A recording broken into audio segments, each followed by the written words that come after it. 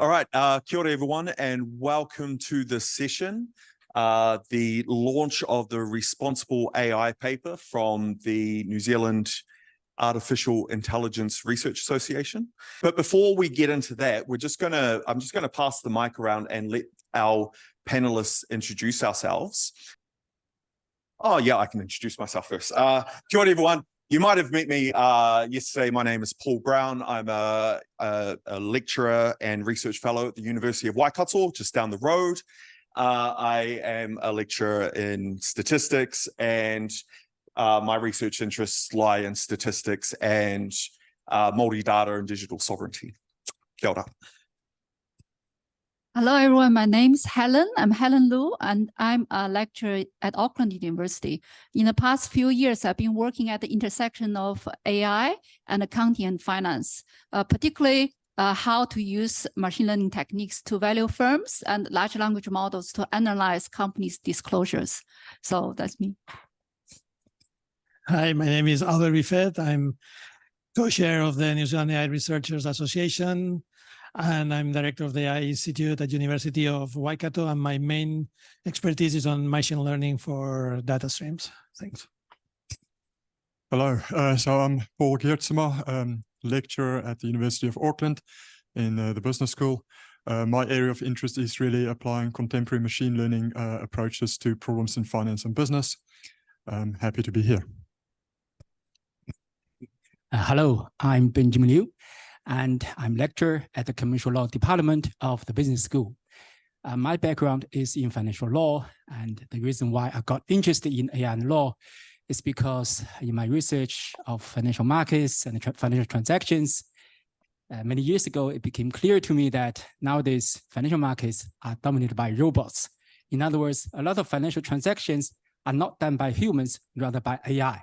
And that's why I became interested in this area. Thank you.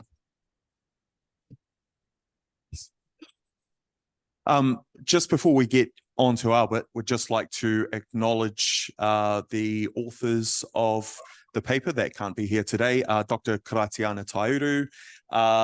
We have Daniel Wilson down here, so kia ora Daniel, Amanda Williamson, and Professor Richard Green as well. Next we have Dr. Helen Lu, who will be speaking on the Responsible AI white paper. Oh, you'll use it. Hello, everyone.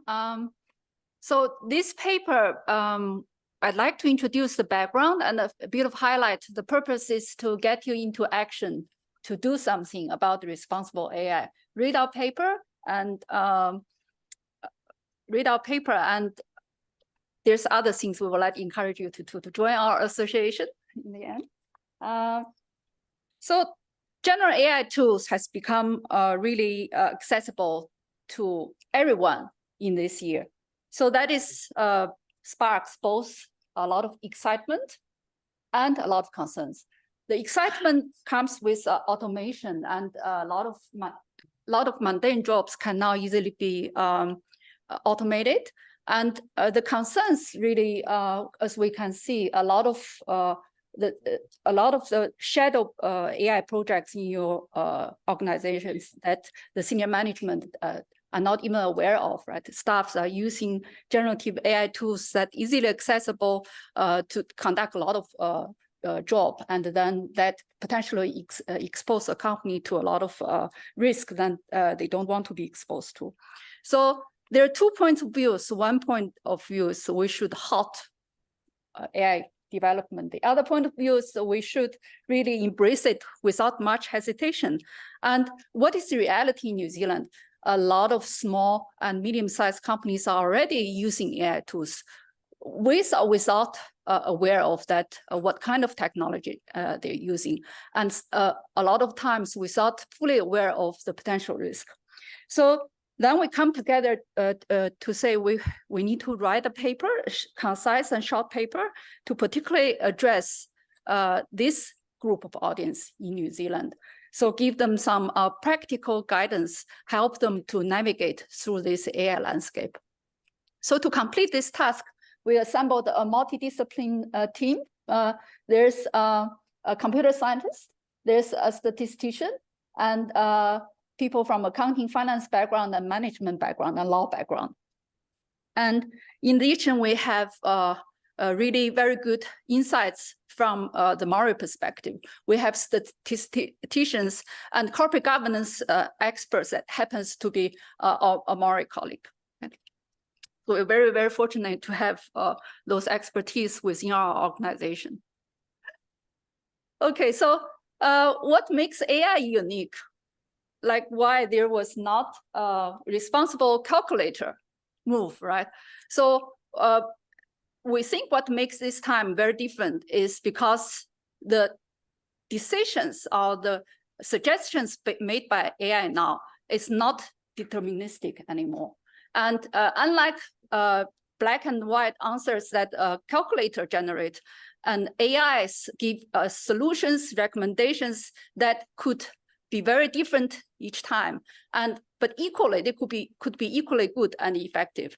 So this is like you have we suddenly have a very, very clever, well-read colleague working with us, but the colleague is somewhat very unpredictable. Sometimes give you very left field comments or very, very wrong, mistaken, totally off the point recommendations.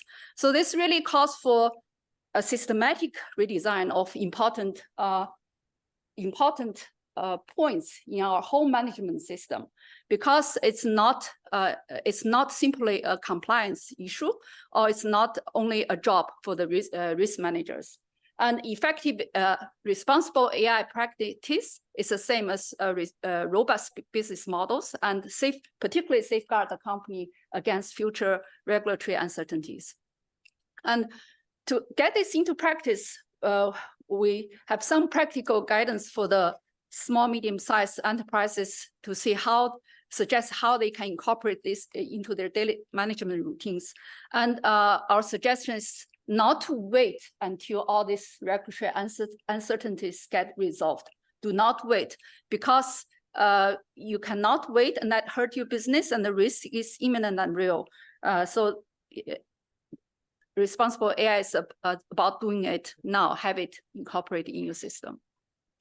So, and here's some highlight of our paper. First, we give some real-world cases to illustrate what could go wrong with AI. So we look at performance dips. So the model trained after it's implemented, the performance can quickly deteriorate, and that need to be monitored closely.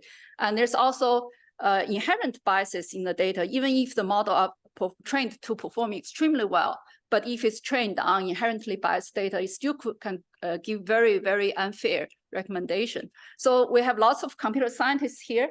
The point for small, medium-sized enterprises, even if they don't have to train these models by themselves, but as consumers of these models, they need to be aware of these issues. And when they apply these models or purchase it from a vendor, they need to have assessment of what is a very high risk application of these models, and how do they have a procedure to make sure this misstep doesn't happen. And privacy, as for privacy breaches, and our privacy information governor has released many guidance to our citizens. And because if our small medium enterprises use third-party tools, right, and a lot of the things are happening without being understood or subject to clear guidance from the senior management. So all these companies need to have very clear policy and guidance in place to see what kind of information you can upload to these external tools to help you work. Instead of completely banning this use of large language models, because it's not practical to completely, completely restrict your clients, completely restrict your employees from using these tools. It's very easily accessible. And in particular for New Zealand companies and any small, medium-sized companies, the vendor risk is a major risk, because most of us, small, medium-sized company, we don't really develop our own tools. We purchase a readily available solution Then there's in addition to performance, bias, privacy issues, there's also continued service issues, all need to be addressed at reduced cost. So it's very challenging. And we have some practical guidance. So then we reviewed all of these high-level principles already prepared by European Union and World Economic Forum, all these agencies, and we summarize them into a few high-level principles, as you've been hearing about it repeatedly in the conference, right? Including transparency, including fairness, so on and so forth. So the point we emphasize to our audience is that high-level principles, draft them into writing is very important to get the employees and organizations speak the same language. So what exactly do we mean by responsible AI, and what language we're using? And then to translate the principles into practice, there needs to be one person, senior management, in charge of this effort. And that person needs to have power, right? And also it needs participation from all departments in the organization, and need a close reporting line and procedure in place. Okay, so for more details, you can refer to the paper. And also other highlights in the paper is the unique challenges faced by New Zealand companies, include the many small, medium-sized companies in New Zealand yet to be fully digitalized. So before that, if they want to start participating in the AI competition now, it is like learning before they learn how to walk, they started running. It's like running before you learn how to walk. So that's one. And the second challenge is really in some surveys conducted by New Zealand organizations, we show many of the small, medium-sized companies, they're not even aware what AI apps they're using, not to mention the privacy risk, they're not even aware of the privacy risk. So we also had contribution from our Maori scientists and provide most up-to-date ethical principles for AI involving using Maori data. And we have some recommendations for the government. Need to have more targeted subsidies and support for AI education, data privacy education, digitalization, privatization to help New Zealanders to stay competitive in this new wave of industrialization, AI industrialization. So the actions, we encourage the entrepreneurs and the business owners, senior management, all start at least using it, exploring how it works to understand the capacity and the risk of generative AI, and read our discussion paper and join our association. You don't have to be academic. You don't have to be doing research in AI. If you want to stay informed at the forefront of AI information, and joining our association is a best way. Thank you. That's all from me.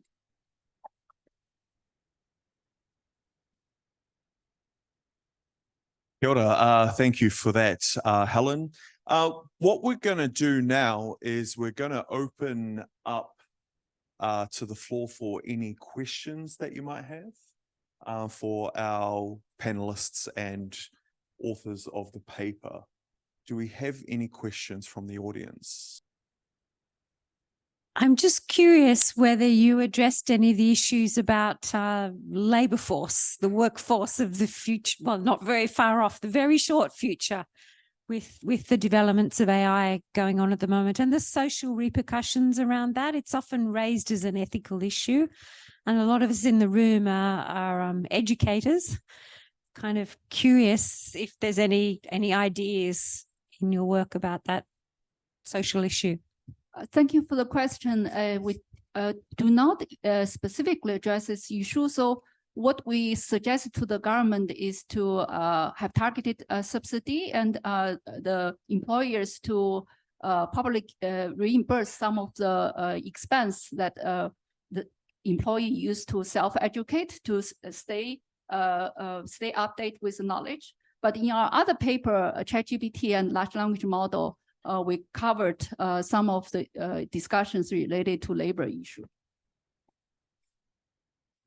Thank you. So I'll just add to that. I think one of the things that we've been quite consistent about is that it's not necessarily a good idea to just ban use of generative AI outright, because in the labor force, not only of tomorrow, but even today, being able to use these tools effectively makes a huge difference. And in many industries, if you're not able to use these tools, you are going to find it very difficult to be competitive.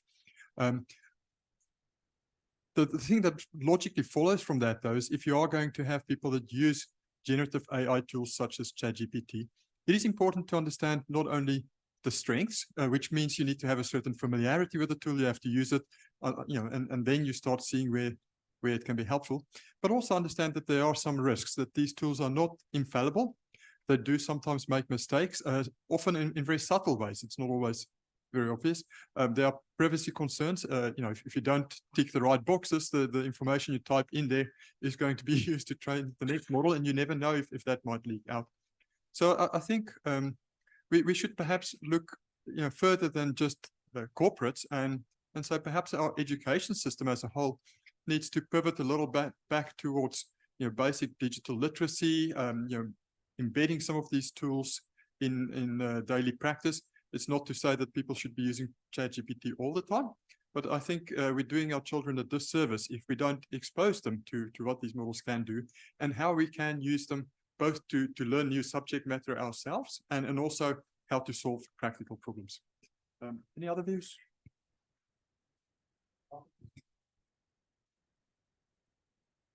No, just to say that I agree on that. So I think there's going to be a lot of disruption. So I think that for me, the main difference is that there's going to be like the internet, but in this time, this is going to be much faster, right? So I think it's going to change many, many things. And I think this is why we need to start discussing this, right? We need all of these type of discussions of everybody thinking about responsible AI, but also, about the benefits of AI and how we are going to manage that also in a political view.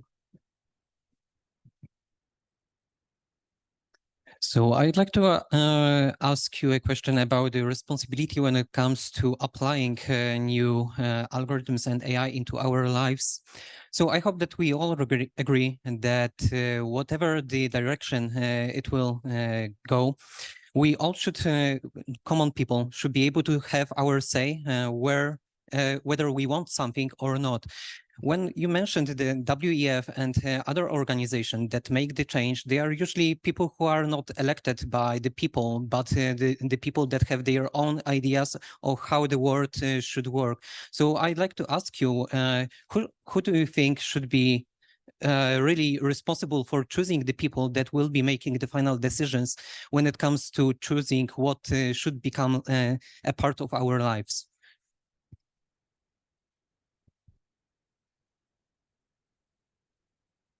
I think you raise a very interesting point, which is, how do we as a democratic society deal with the technology that at least for now seems to be the preserve of a few very large corporations?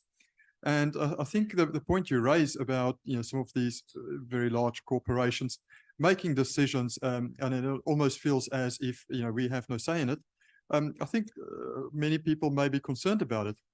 What I would add to that, though, of course, is that governments are not entirely impotent. Governments have a huge amount of power. And what we as a society needs to do is to have these conversations at the civic level about what it is that we expect, not just from the big companies, but from providers of AI tools generally, and make sure that that gets advanced into legislation. I think it's also very difficult to ask the large corporates to themselves make these very difficult decisions, right? It's, I think, much more preferable even for them if these decisions are made by society via democratically elected structures, and then there is at least a common playing field. So that's one point. And I guess the other point is we should try as much as we can to preserve competition. So we should try to avoid the situation where there is only one really strong AI, because a lot of things get better once you as a consumer have a choice. And if you say, well, if I don't like the model from this provider, or I don't like their approach, or I don't like the way they've trained the model, I can go to this other provider. Often being able to be a consumer, being able to choose is even in some ways more powerful than being a voter, right? So I think these two things, making sure that elected governments act to ensure that there's a common minimum level of compliance to the things that we care about, and making sure that the market stays competitive so that we as users of these models have a choice. Yeah, just to add a few words about whether government can play a proper role in terms of regulating AI and ensuring that we all in future have a free choice. I must say that as a lawyer, I have been thinking about the legal and the policy issues associated with AI for many years. And the more I think about it, the more pessimistic I become.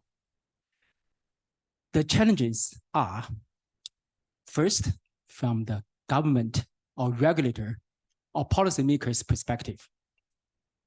They all have the good intention to ensure that we have a proper free choice. We are properly, or consumers are properly protected. The challenges are, it is really difficult to properly regulate AI.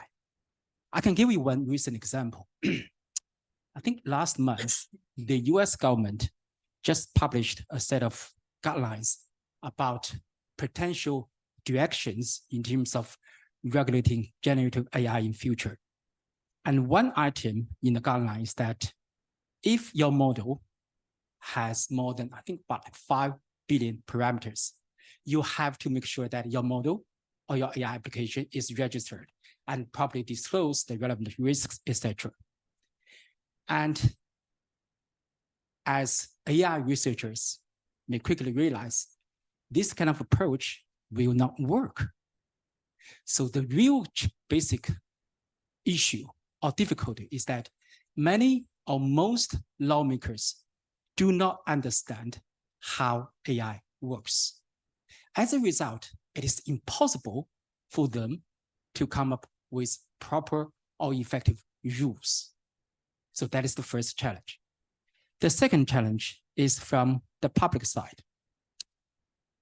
As a layperson or consumer, it becomes more and more difficult for us to choose. For example, the EU passed regulations a few years ago about, one of the things is that a website has to give visitors a choice to accept or reject cookies. What is the result? I don't know about you, but for me, every time I simply say, I accept. So the public, in theory, we do have a choice. In reality, the choice has been taken away from us. But then the next question is, what should we do? Well, I don't have an answer. That's why I say I'm pessimistic. I think it would be good for us, everyone, to have a basic but a proper understanding of AI. But whether that can be achieved, I don't know. I'll just quickly add to a point. I think it's difficult to expect from lawmakers to understand all of the complexities in the world, of which there is rather a lot. And what we seem to have done in other areas that are also complex, and financial market regulation springs to mind. Here in New Zealand, we have the Financial Markets Authority. In in the US, they have the SEC. Is it should be possible to set up a body staffed with people that do have some expertise in the area, and perhaps delegate some of the more detailed rulemaking to a body such as that. But I do agree with you. These are hard and difficult questions, but I think we don't have the option to ignore it. We have to grapple with it as best we can. Just I would like to say that yesterday Paul was mentioning that one of the important things on AI is who is going to benefit from AI, right? And I think this is also one of the discussions that we should have. Yeah. And for the proposed EU Act, which just reached a deal, still to be voted on in January, there is some special or lenient treatment for small, medium-sized companies. And I think almost the bulk, 90% or maybe 95% of New Zealand companies fall in that category. So still we need to wait to see what's impact on New Zealand companies if they're exporting or importing AI-related goods. I don't have anything else to add, but happy. Another question? Yeah, I'd just like to thank you guys for contributing to this paper. I think that having a group of experts who are able to contribute valuable information that the layperson and even more than the layperson is able to consume, and the fact that you're addressing it to the government to get them to start thinking about this is really valuable. So thank you very much for all your efforts as authors. I would like to know whether the paper covers the access to AI by marginalized groups and the fact that AI is something on one side, at least, that could be highly beneficial, and I think almost immediately beneficial to a lot of people who suffer maybe disabilities or suffer the inability to attain the educational status that they require, and this balances the field for them. Is there anything in the paper that addresses that?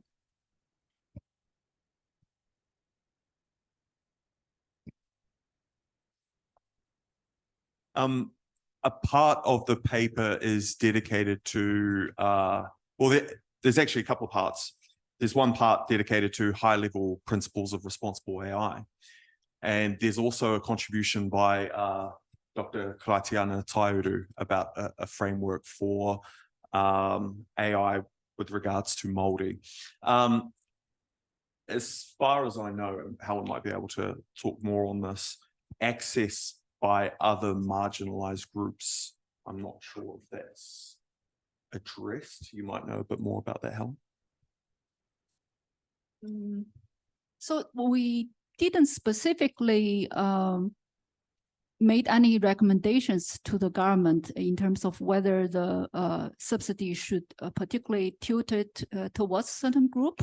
I think that's a very good point you raised, but we did highlight the concerns over some of the use of AIs, particularly related to healthcare. So anything we use pre-trained could be most likely trained on different population, which is not representative of New Zealand population. So if we use those pre-trained models on New Zealand population for high-stake decisions, we probably need to have a procedure in place to monitor the model, to understand whether we need to fine-tune the model to make it more suitable for New Zealand context. So that's one point made in the paper, more from machine learning perspective instead of a policy perspective. I don't know if that answered you. In one of the earlier papers on ChatGPT and LLM, we did specifically talk to this point because I think it's particularly relative in relation to generative AI. Because it's so immediately accessible to people. And as you know, there are also now offerings that are free, but for the very best models, you tend to have to pay.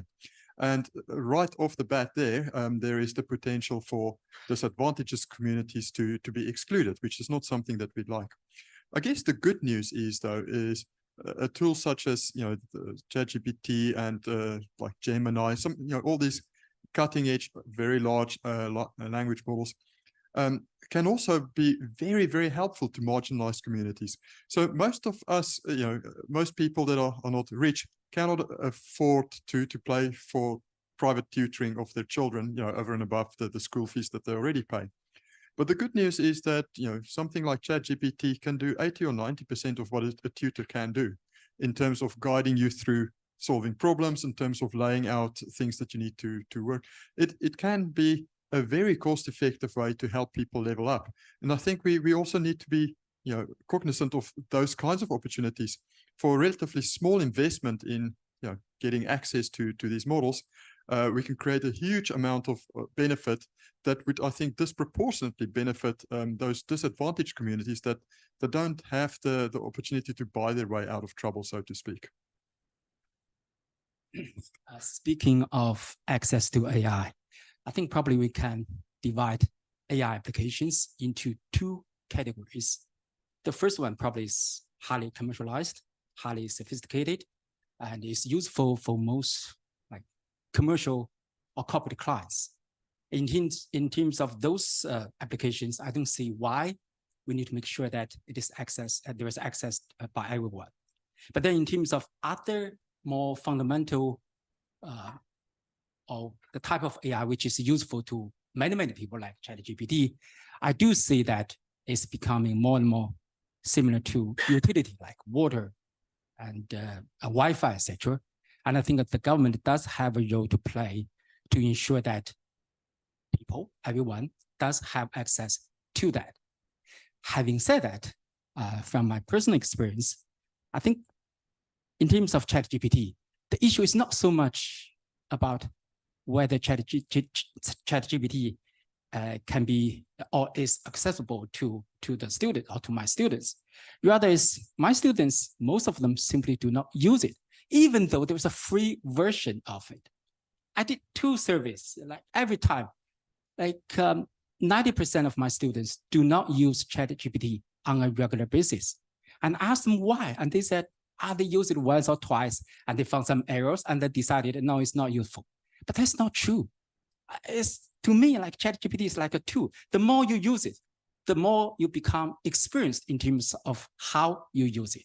And so far, in terms of large corporations like Microsoft, Google is still free, Microsoft and OpenAI, etc. They do provide certain versions of AI applications to everyone in the whole world. So the way I see it, it's not so much the difficulty. It's not so much about ensuring access to everyone. Rather, it's about educating the public to actually use the AI. Thank you.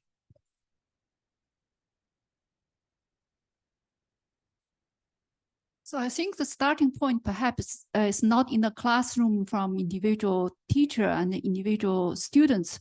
Perhaps you need to start a bit higher up the level.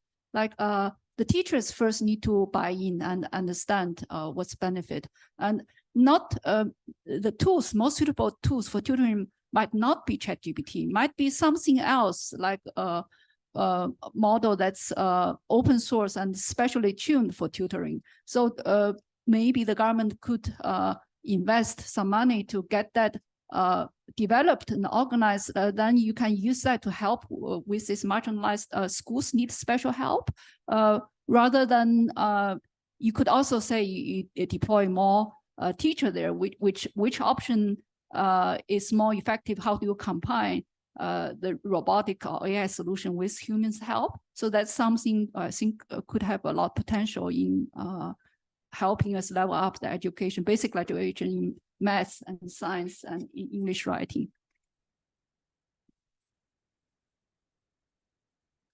Yes, next question, please. Hi, Malcolm Fraser from the Collaborative.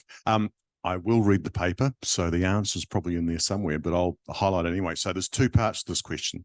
So you talk about small, medium enterprise, corporate, etc. Now we know from past experience that actually small, medium enterprises are actually more complex than corporates, because corporates have divisional managers and all that sort of stuff, whereas the medium-sized enterprises, the 1 or 2 people in management actually have to do everything. So you mentioned earlier about having one person, responsible for AI, etc. Does your paper actually address the key management barriers and how to overcome them in terms of adopting the use of AI in small, medium enterprise? So that's part 1. Part 2 is there's some interesting research out of the US that degreed professionals get about a 40% lift in productivity through the use of AI. But of course, that leads into their degreed professionals, so they actually have the ability to critically think and question what they're being told from the AI, et cetera, and then applying it to their job. So if you overcome the adoption problem in small, medium enterprise, does that lead on to the increased need for critical thinking skills around what's actually being presented to the staff within those enterprises?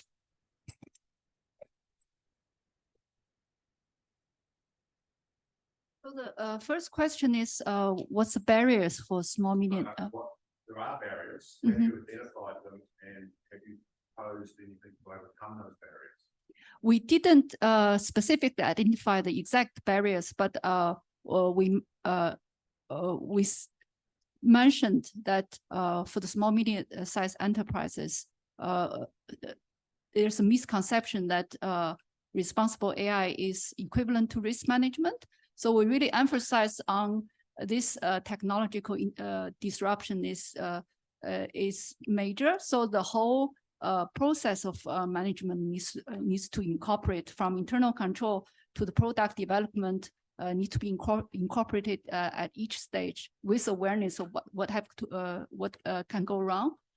So that's the first question. This answer to your first question. Anyone wants to add to that? It's a short paper, try to cover all the basic issues. So we didn't really have the space or bandwidth to go, delve into each question in great details. Yeah, maybe just add a few words on this point. When I was, thinking about how a company director, for example, or CEO should make sure that the company and its employees do comply with the relevant AI guidelines or legal rules, etc. Sometimes I put myself into the shoes of a small business owner, and I ask myself, if I am in this position, how many things I have to do, how many things I have to learn to make sure that I am responsibly using AI. It is becoming a more and more impossible job. I think on one hand, it's easier for us to say, to be a responsible, employer or employee, you need to do this, you need to do that. But the next question is how? We only have 24 hours a day, and we have other things to do. So maybe, I'm just thinking out here, maybe in the future, we have to use AI to address those challenges. Maybe AI can help us to better process information, to better ensure compliance, to better address the risk posed by AI, to better ensure that we do comply with the law and the regulations. I just want to touch on something that you mentioned, which is that to really get benefit from particularly generative AI tools, you need to have some understanding of the subject matter yourself. And that's certainly been my experience in using the tool, and I've been using it for well over a year. I think it's true to say that business owners may not know a lot about AI, but they typically understand their business very well. And particularly smaller businesses, they've constructed the business from the ground up. So they really understand all the moving parts around it. And when you bring a tool such as a large language model to them and say, well, here's the tool, it says this or that, my experience is that they're perfectly capable of critically evaluating the output of those models and pointing out the flaws. But what I also find is that, and often for many people, that's kind of the first encounter, and they stop there and say, well, this thing gave me some nonsense about, how do you, do quality assessment on X, Y, or Z. And I think it is important to not give up at the first try, but to play around. And Ben makes a valid point. It's difficult in today's life to find time to play around with things, right? Because you have a business to run as well. But I think we do have to create a little bit of space in our lives to play around with this. And what I have found also with business owners is once you show them a few use cases and you say, well, it gets this wrong, but let's give it another try and say, well, what about this? They tend to quickly see the point, particularly when it can save them time and effort. So I think adoption by small SMEs may be a lot quicker than we expect, because people that run these businesses trying to kind of turn out a profit whilst competing, whilst paying their employees. They are always on the lookout for anything that can help. And that's why in this particular paper, we emphasize on the responsible AI side, because we want to say, we don't want you to stop using these tools. In fact, we want to encourage it, but we want to make sure that you also realize what are some of the issues you need to think through and get ahead of that, so that it doesn't turn into something that leads to difficulties later on. So I think you asked very practical questions, and also it's related to how the industry would evolve in the future. So it's used to be you have your in-house accountant or bookkeeper, or you might hire someone to come in every week a few times to do your bookkeeping, and now it's zero, right? So with a responsible AI, it's likely in the future you have capable external service providers to help you make sure you comply. And it's specialists, a group of specialists that work in an organization, but they service many clients. That could be, yes, that could be one of the ways to get that kind of expertise.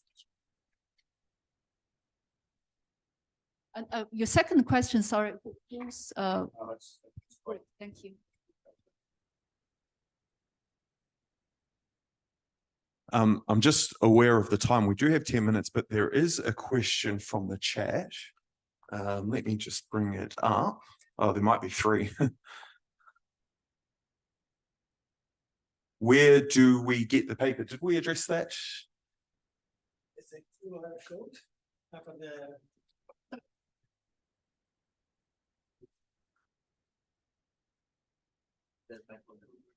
Yeah, so for the people that wants to access the paper, you can use the QR code here. Okay, if not, yeah, you can go to the website of the AI Researchers Association and you'll find it there. Thanks. Sorry. Yep, we have another question. Is that right? Maybe last, yeah. And so Dr. Liu cited the example of these cookie acceptance dialogues. So those dialogues probably steal about a human lifetime per day, right? So, and are completely useless. So given the poor ability of human beings to devise regulations that are actually helpful and to account for the costs of those regulations, how might we apply, and given the fairly poor quality of the discussion around AI and ethics so far that humanity is having, how might we apply AI to improving the quality of that discussion and the effectiveness with which that discussion elicits the opinions and serves the needs of a wider range of humanity?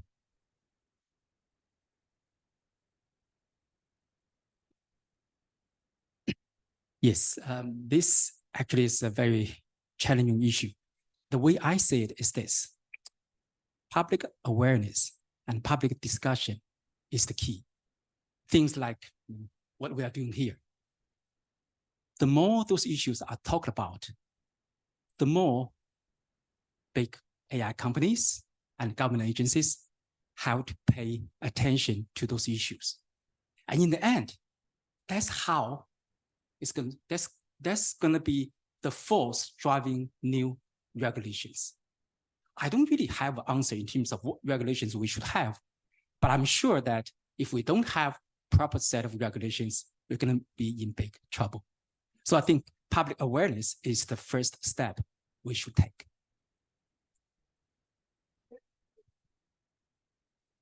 Yeah, so I think mistakes is going to be inevitable when it comes to regulating AI. As to be honest, we've made mistakes in regulating all sorts of things, automobile safety in the 60s, financial markets around the turn of the century, and so on. And so I think that the way to think about these things is how do we create in the system the capability to rectify mistakes as well?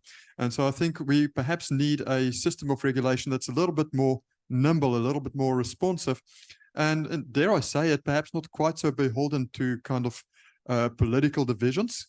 And again, that to me speaks to delegating at least some of that responsibility to an agency within the government, where certain things are not politically contentious and can be dealt with by experts.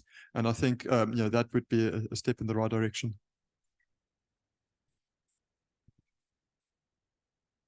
So in the discussion paper, we also mentioned regulatory flexibility is an advantage of New Zealand. Although we don't have overarching AI regulation, but we can look at what's happening in European Union now. If we align our standard to a certain degree with some, that ensures what we produce here would be able to be exported to EU countries. And I think a lot of other countries outside of EU would probably also in the end use that as a benchmark.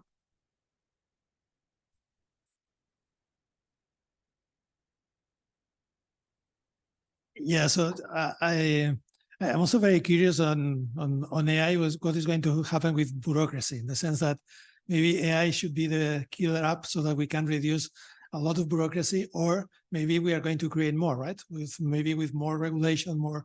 So I think also we need, this is something to discuss and to think about, right? So how we are going to do all these things in a way that at the end we are going to benefit, because yeah, as we were saying before, right? I think one of the points that there should be an ethical discussion, but also a political discussion in the sense, okay, so who is going to benefit from all this technology, right? Because things are going to come, as you were saying, is really big, and many things are going to change so much that we need to discuss also politically how we are going to use all of these benefits. And we are keenly aware of running the cost of running business over the past have been increasing very rapidly. It didn't used to be the case. There's so much internal control, compliance, and now it's not only auditing, accounting, social responsibility, climate risk, and now it's responsible AI. So that's a part of the reality of human beings going forward. The jobs disappear, and there's more jobs probably would be created related to AI auditing and AI compliance. Running business would be more costly going forward, I think. Okay, I'm just very aware of the time, and we do have to close this very shortly. If there are other questions that anyone has, I'm sure that anyone of the panel would be happy to answer outside of this session. I'd just like to give the opportunity for any of the panelists to give any final thoughts, any final thoughts about what's been said today, or any information about the paper. Anyone have any? Looks like Albert does. Okay, no, just to say that I think this is really good. So I'm not an author of this discussion paper, this white paper, but I think this is something that is really needed, because we really need to start discussing, we really need to understand what is AI, and also the responsibility that comes with that. No? So I think this is really welcome, and I hope that this is going to be useful to continue the discussion.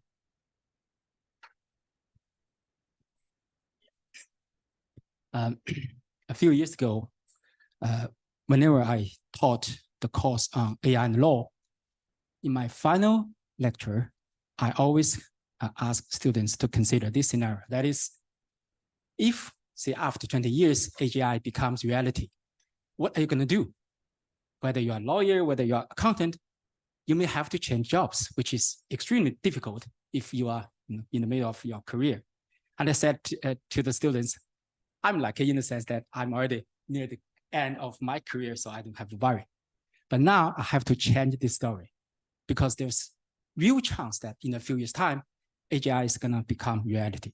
And if that happens, the benefit and the risks are tremendous. I don't think we are ready for that.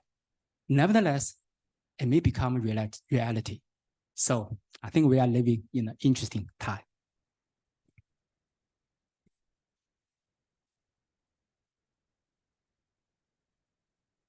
All right. So if we could give a round of applause to our panel.